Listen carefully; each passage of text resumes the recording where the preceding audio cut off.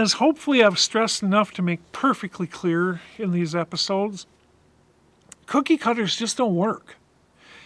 Everybody's habitat is different, so you can't just say that this is how everyone should set up their habitat.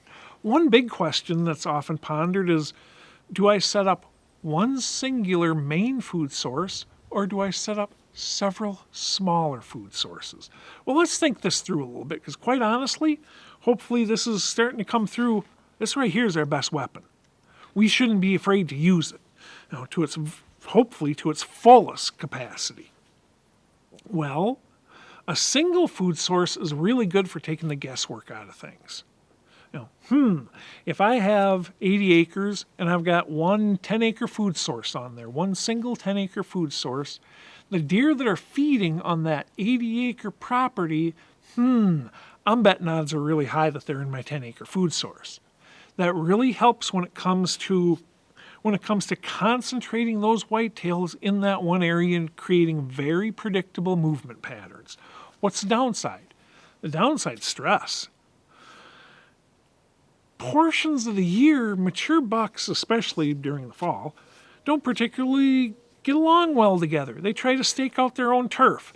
By having that one main food source, you're going to have way more competition over that one area than you would if you took that 10-acre food source and split it into 5 2-acre food sources instead.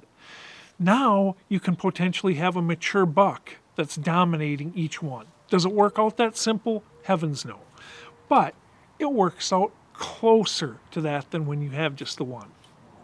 The downside to multiple food sources, as you can obviously guess, is that, where's he going to be feeding today? I got 5 different options for him instead of just one.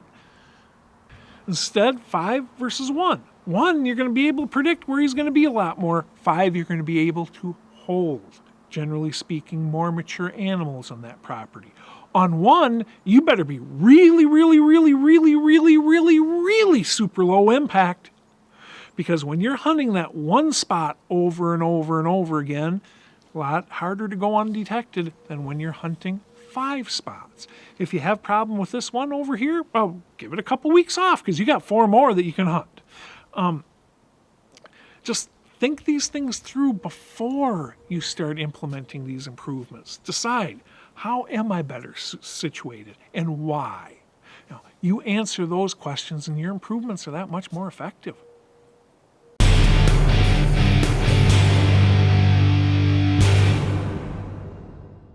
A big question we all have to face is when it comes to putting in food plots. Do I want that one big food plot to concentrate whitetails and make hunting the easiest, or am I better off with multiple food plots, dividing the deer up, dramatically decreasing social stress, and enabling me to potentially hold more deer on this ground? I don't have the answer for you. It's going to vary property to property to property, but consider that before you start making improvements and you'll be that much farther ahead.